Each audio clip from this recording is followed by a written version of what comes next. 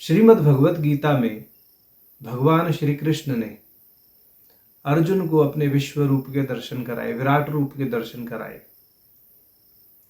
और उस विराट रूप के दर्शन के लिए अर्जुन के चर्म चक्षु सक्षम नहीं थे, तो भगवान वासुदेव ने उनको सबसे पहले दिव्य दृष्टि प्रदान की।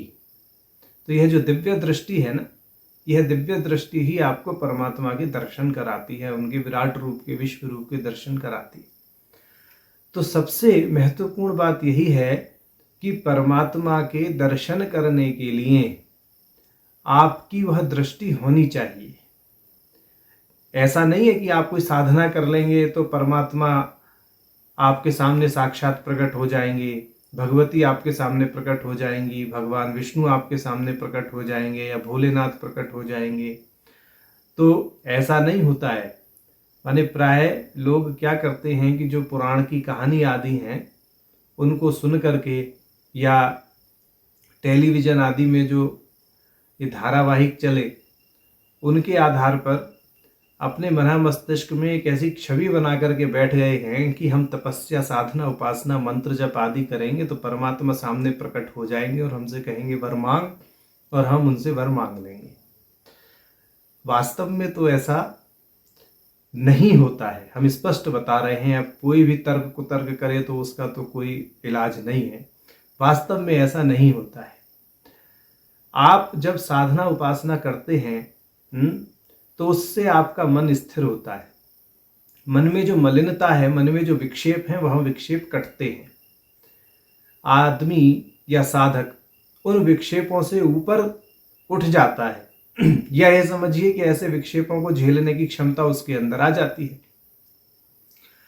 और कालांतर में उसका यह दृष्टिकोण विकसित हो जाता है कि वह कण कण में, हर व्यक्ति में, हर वस्तु में, हर जीव में परमात्मा का दर्शन करने लगता है। और यह उसकी यह समझ में आ जाता है कि परमात्मा यह भिन्न भिन्न रूपों में अभिव्यक्त हैं।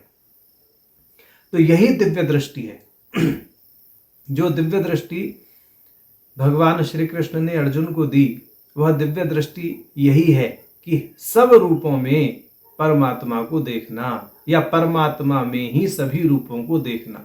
उस दिव्य दृष्टि को पाकर के अर्जुन का दृष्टिकोण कैसा हो गया?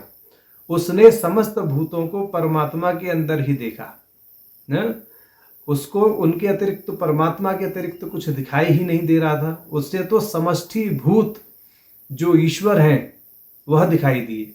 तो ऐसे ही जब साधना उपासना से मन की मलिनता का प्रशमन हो जाता है तो हमारा दृष्टिकोण ऐसा हो जाता है कि हमें हर जगह सर्वत्र खुली आंखों से परमात्मा का दर्शन होता है।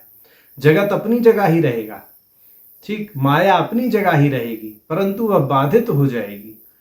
अब पूर्वाग्रह ऐसा हो कि जी हमें तो भगवती काली के ऐसे स्वरूप के दर्शन हुए, हमें तो ऐसे भगवान विष्णु के दर्शन हुए, हमें तो ऐसे भोलेनाथ के दर्शन हुए। अच्छी बात है, अपनी श्रद्धा का विषय है, ऐसा भी होता है।